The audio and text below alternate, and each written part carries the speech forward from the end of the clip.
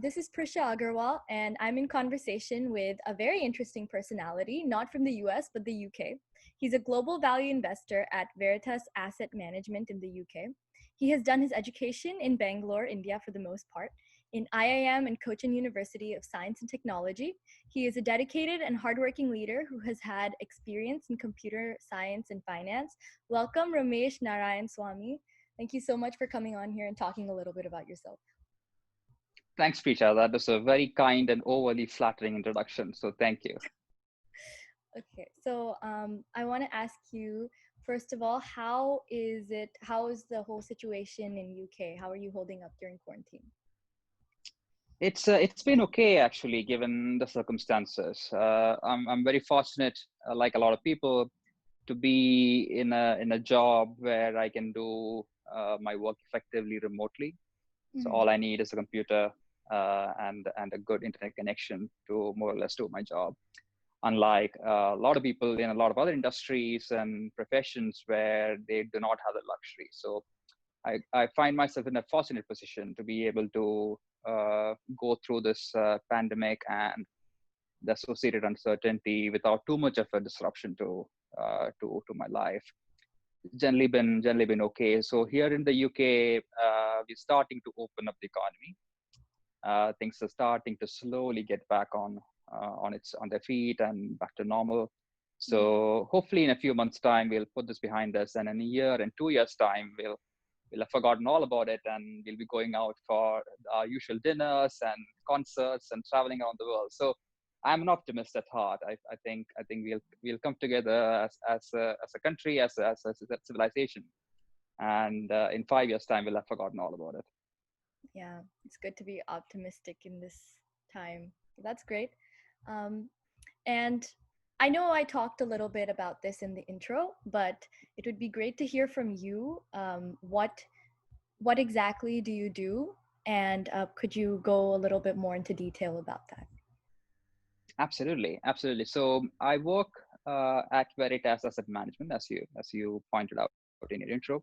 We are an asset manager. We manage about $25 billion for clients globally. So at its simplest form, what we do is we invest on behalf of our clients in companies globally, and hopefully over a 5 and 10 year time horizon, that investments grow in value. So our basic job is to invest clients' capital, which they've entrusted with us, safely and in a manner that is productive and efficient and resourceful, with an objective of growing their capital in real terms, i.e. the purchasing power of capital in real terms on a 5 and 10 year rolling period. So that's what we do. And we do that primarily by investing in companies that we think are very high quality, companies which are difficult to compete with, which have a very distinctive position in the economy, which are not easy to replace. And therefore, that allows us a very safe way of investing our clients' capital, but in a manner that also gives us an adequate return on a 5+ year time horizon. So we're effectively investing in companies globally, and we do that through the stock markets, everything from the US to China to Japan, Australia, Europe, India. So our remit is global, so we can go and look for good opportunities wherever they are in the world. And that gives clients a very wide sort of opportunity set for them to expose themselves to interesting companies and investment opportunities. So that's kind of what we do. Mm-hmm. And where does your role lie in this whole process? What do you? So I'm an investor within the firm. So we are a boutique. So we're not a very large firm. We manage about $25 billion, as I said, but we are only about a dozen investors who help manage that.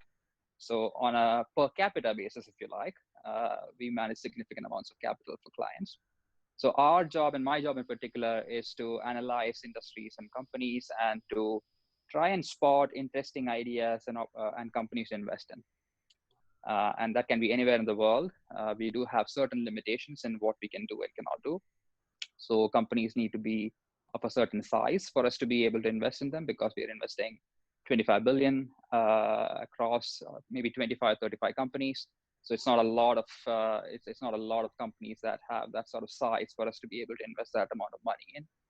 So that reduces our opportunity set somewhat.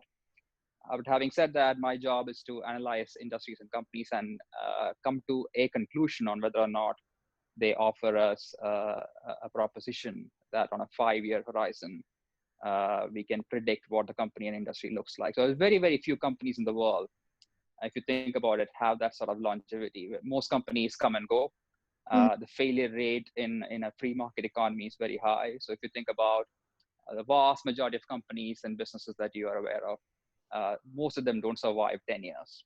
So our job is to find companies that can survive for 5, 10, 15, 20 years and grow and prosper. So that means there's only very, very few companies in the world that we think meet the criteria. And within that, only even fewer are available at a price that we think will give us a reasonable return on our investment.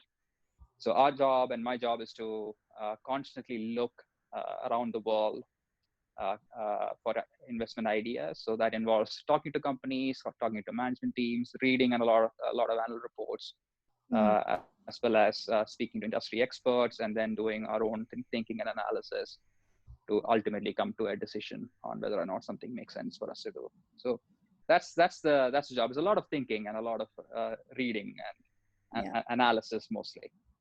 Very cool. I'm imagining Shark Tank. I don't know if that's It's effectively, it's very similar in principle. It's very similar. You're looking for businesses. Unfortunately, we can't invest in businesses that are very small, so we're not venture capital. So Mhm. we look for investments that are in companies that are fairly more well established. But the principle is exactly the same. We are looking to invest with entrepreneurs who are high energy, resourceful, who can grow a business on a 5 to 10 year time frame. Wonderful. So, tell me about your journey from a student studying computer science, BTech, and getting his MBA in Bangalore, India, to a fund manager or operating partner in Veritas Asset Management, and in London. It's an interesting question, and it takes me back some ways. So I'd like to think when I was younger, when I was beginning on this journey, for example, if you like, when I was in university, when I was studying Mhm. back in India, I didn't really have a grand plan, if you like. So it's often said that you live your life forwards, but you understand it backwards. So you don't really know the dots that you're joining as you're joining them, and what it leads to over time. So you just have to trust and enjoy the process of joining the dots, that in 5 and 10 years time, you look back and realize what you've just drawn. So I didn't really start off with any particular grand plan of what I wanted to do. So because of that, I just sort of went about doing anything and everything that interested me. So I used to, for example, play the violin, and I played it, I think, to a good standard, but I'll let somebody else be a judge of that. I used to play sports. I used to play field hockey at the state level, zonals. I spent a lot of time coding, programming, and while I was in my teens, I was even doing freelance software projects for the local clients back in the neighborhood that I grew up in, and that eventually became a bit of a startup when I was doing my BTech or my engineering degree, where a friend of mine and myself, we formed what is today called a startup in software, trying to do software projects for clients back in the day. So this was before the internet and before IT and technology became so prevalent and so widespread Mhm. as it is today. It was before the era of mobile phones, for example, so way back then. So it was never really a pre-planned or preordained outcome that I would end up being an investor in London. But everything that I did, I tried to do it because it interested me. I was passionate about it, but I didn't really have any grand plan. So once I finished my engineering, I was sort of thinking about what I want to do next. And I was getting to a point where software, whilst I enjoyed doing it, and it's still a big part of my interest and passion, I still follow the technology industry as an investor. Mhm. I felt I was losing my interest in it somewhat, and therefore I looked around and I wanted to sort of broaden my horizons, if you like. And in India, you never really had an opportunity, at least in those days, to have what in the US, for example, would be called the liberal arts education, i.e., something that's very broad, everything from arts and humanities all the way through to science, math, computer science. And the closest thing that I could find in India was an MBA, which is what I tried to do. So I went to Banglore, where I finished my business school studies. And it was around the time that I had an offer from Lehman Brothers at the time in Hong Kong to join them to do a summer internship, which was my first foray into finance. Since before that, I was through and through a software programmer, engineer, hardcore enthusiast in technology. So this was my first break into what I would call finance, and I didn't really know anything much about finance at the time. So I was just more of an explorer and an avid enthusiast, learning and very curious about what different things in finance meant and whether that might be a viable career opportunity for me. So long story short, since my MBA, I've sort of made the pivot into finance, where I felt the same kind of enthusiasm that I first felt when I saw my first computer and I wrote my first program. So it was a rekindling, if you like, of interest, and it took me back to a point where I felt I was entering a very different world, which I did not know much about, but I was very curious and passionate about exploring. And that took me through to Fidelity Investments in Boston and in London. And about 7 or 8 years back, I made the transition from Fidelity into Veritas, and doing what I'm doing now. That's great. So when did you know that this was like specifically the thing that you wanted to do? Was it once you discovered finance, or? That's a good question. So it was roughly around the time I was at Fidelity. So it was not necessarily the time I made the jump into finance during my business school days, but more after I had been at Fidelity for a few years, which is when I really fortified my interest in the kind of investor that I wanted to be. Investing is a very broad and big umbrella. So there are different kinds of investors, different styles, different temperaments. And I tend to be much more longer term, more fundamental, and more in the value investing camp. So that's a very specific style of investing, which is distinct minority of investors end up liking or doing. So that was probably only after a few years of Fidelity, where I had explored a lot of different styles and finally realized that this was kind of what really lifted my boat, if you like. And I was quite enthusiastic about it, quite interested in it, and it sort of fit my temperament as well. So, and that's important as well to sort of absorb that who you are as an investor need to sort of fit in with who you are as an investing personality. So if you're not if you're trying to do something that you're really not, you don't get long-term success out of it. You can do it for a while, but you don't really become successful very long-term. So that is a theory anyway. And that's when I made the switch. Wow. So you like experimented a lot. You first experimented in other things that you wanted to try, then you found finance, and then you experimented in finance, and then you found what you specifically wanted to do. That's really that's a fair characterization. So I tend to be like that. If you speak to people who know me, I tend to experiment more than I should. But it's like good that you got that like opportunity, because a lot of people just like either they're too scared to take that leap, and or they don't get that opportunity. So yeah. Okay. And what do you think the education that you had in India, in both the institutes that you went to, what do you think that has added to who you are as a person and your current position? That's again very very very interesting and insightful. I don't really think that it's been a direct result of where I went to. It was more about the experiences that I had while I was there. So if you think about the mosaic of experiences that you gather over time, you tend to learn different things from different activities that you pursue. So while I was training to be, not training to be a violinist, but while I was training to play the violin, what that really taught me was the importance of practice. Practice does make perfect, and there's a lot of effort that goes into playing any sort of instrument that you only see a little bit of at the very end. And the highest artists in the field always make it look very simple. So if you think about Roger Federer playing tennis, he makes it look extraordinarily effortless, but there's a huge amount of practice that goes into it. So the importance of practice was then reinforced by my sort of training in violin. And similarly, if you think about sport in general, I think most sports, if you play team sports, I used to play hockey, so field hockey. So team sports generally tend to reinforce the importance of leadership, different people playing different roles in a particular team to achieve a common objective, and those are common principles that you carry through your life, whether you're working in a corporate environment or if you're trying to lead an organization or a team or what have you.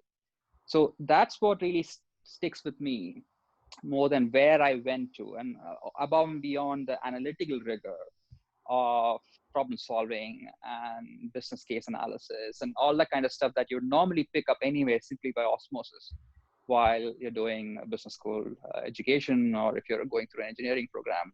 So it's different things that teach you different discrete skills, if you like. At least that's kind of how I felt. Programming is another good example, where programming is an extremely logical sequence of events. When you're sort of trying to tell a computer what to do, it doesn't really matter. There's no emotional argument there.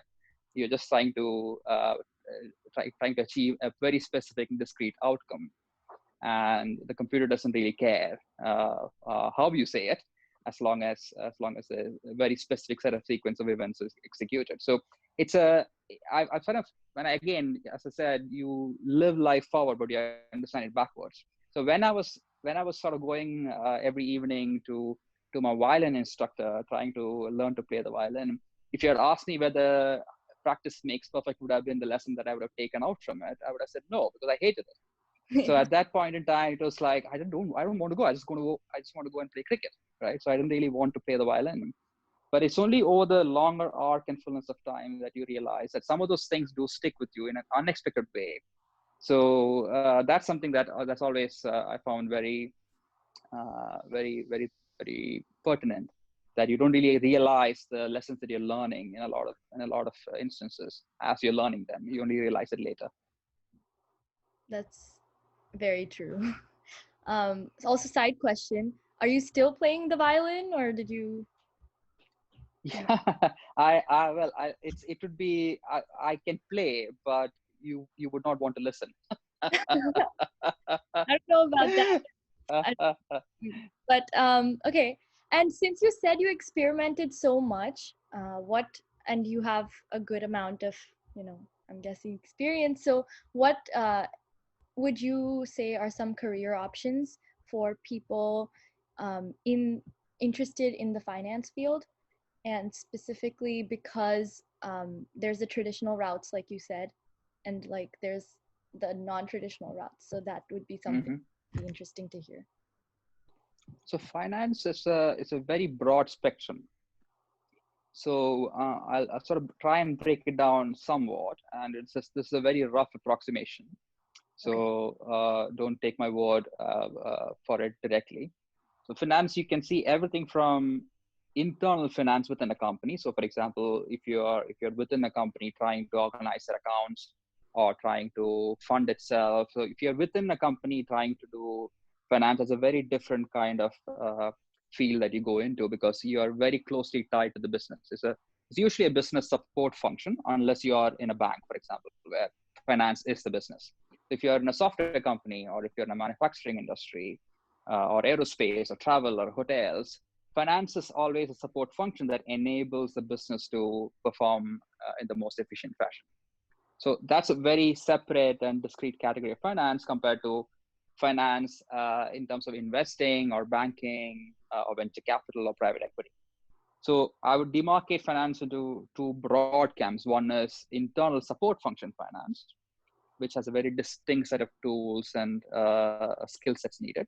And finance as an end in itself, i.e. Investments or advisory or mergers and acquisitions. So I fall into the latter camp, where I'm an investor. So I'm taking on risk on behalf of clients to try and grow their capital over time, which is the ultimate objective of an investment. And even within investing or asset management, there is again a different spectrum or a sub-spectrum that opens up. Everything from private equity and venture capital, Shark Tank, which is sort of angel investing, if you like, very early stage companies, all the way through to more established companies and investing in established companies in the public markets, i.e., in the stock markets, which is where I fall, where I'm sort of a investor in large established public companies around the world in the stock markets and recognized exchanges around the world. And even within that, I'm gonna drill that down even more of a spectrum where you can have different styles of investing even within that. So finance can be an extremely bewildering and very large landscape. Okay. So it's actually very hard when you're out of university or entering university, you're thinking very early on about where exactly you want to be. Exactly. And my advice would be to just think of it as a very large, recognize that it's a very large landscape and a very wide spectrum of choices that you have. And each one has its own idiosyncrasies and own interesting bits as well as boring bits within it. So it's actually useful to know that not all finance is created equal, and it depends on what exactly you want to do, what excites you. So the most important piece of advice I can provide is that finance is an extremely large spectrum, and it really varies where you want to be and what your interests are. Okay, great.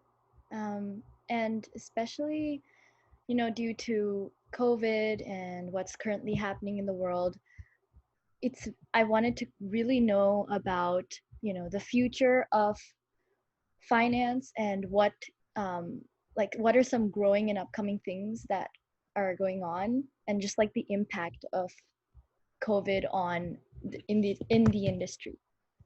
Mm-hmm. So COVID is a temporary dislocation, hopefully. So I don't think it's necessarily something that will upend the nature of finance or the nature of investing or markets in general. And if you go back through history, all the way through to the early 1900s or even before, there have been many pandemics before, but not necessarily to the same scale. So you had the Spanish flu many decades ago, and even more recently you had SARS, which was primarily an Asian phenomenon. You had MERS, we had Ebola coming out of the Middle East and Africa. So this is not necessarily as unusual as you would expect or you'd think. But the scale of it in terms of the global nature of it, as well as the response to it in terms of shutting down economies and asking people to stay at home and quarantine themselves, that is unusual. That has not really happened before.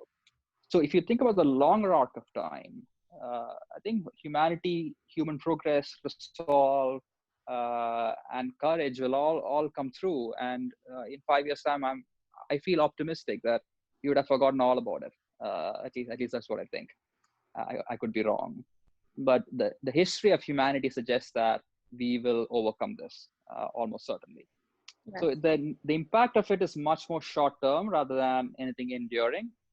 In the short term, obviously, it is disruptive. It is disruptive to the asset management and investment management industry itself, because you're not necessarily going to be able to travel and meet companies. You're not able to prospect for investments. Your ability to diligence and analyze industries and businesses and trends can be a little bit more obscured. But they are much more short-term issues, which over a period of time will sort itself out. Mm-hmm. Now, the upcoming thing in the industry is actually very distinct from COVID and the impact it has on COVID. So, what is actually probably one of the most prominent trends in asset management, if you like, is what is broadly called sustainability. So, if you think about the world around us, we're seeing increasing levels of inequality, increasing levels of lack of equality of opportunity, for example, increasing levels of political disparity between different parties, mostly starkly seen in the US, for example, but also true here in the UK and in many countries around the world, where the longer balance of the economy is slowly shifting from how much the corporate sector takes in terms of a share of income versus how much is available to individuals. So that has very long-term implications, and that has eventually has come to a head today into what is commonly called sustainability in the industry, i.e., there is an increasing trend to investing in businesses which are perceived, or at least perceived, or even have the ability to have a good impact on society, as well as having a good impact on the business itself and for investors and shareholders. So the holistic nature of the place of a business in society itself changing, which doesn't necessarily impact us as much because we've always considered business to be part of a larger ecosystem. And you can't really do well within an ecosystem if the ecosystem itself is not doing really well. So that emphasis on context of how a business operates has always been important to us. But that's certainly an emerging trend in the industry where sustainability of a business, i.e., it's not just about how much profits a business make, but it's about what impact it has on society in terms of shareholders as well as other stakeholders, who may be businesses, governments, people, societal outcomes, in a much more broader spectrum than historically has been the case in finance. So that is probably the single most important trend that I can sort of probably point to within finance and within asset management and more broadly. Wow, that's amazing. Um, okay, so finally, I know you've given some great advice already, but I wanted to ask you if you could sum up basically whatever your advice is into one thing. What would your advice be for the next generation of leaders? That's a very grave and weighty question, but I'll try to take a shot. So I actually have a slightly controversial view on sort of advice. So I've always felt that you should not seek advice; you should seek facts. So you should seek facts and evidence diligently, but not advice.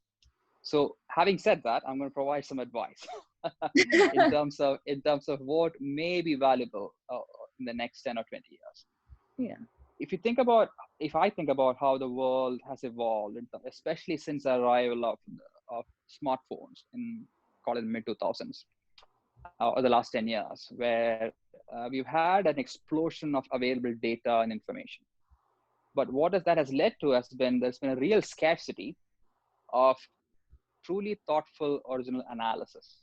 We have lots and lots of data. There's abundance of data, but a scarcity of analysis or truly insightful analysis. So I think the emerging skill that is going to be valuable for the next 10 and 20, 30 years is likely to be what I would call critical thinking. Because you get data that is very, very easy to access. There's no shortage of data. There's no shortage of information in general. But there's a real shortage of credible, trustworthy information. So if you think about the pandemic that we're having today and we're living through today, think about the amount of information that you have available about COVID-19. But the really valuable information in terms of what is really happening on the ground and how the intersection of biology and economics and the social sciences and the impact it has on society in general, that's actually an extremely complex matter and complex problem. And most people that who come on TV and write in newspapers and magazines tend to have simplistic solutions, which which actually obscure the real complexity of the problem.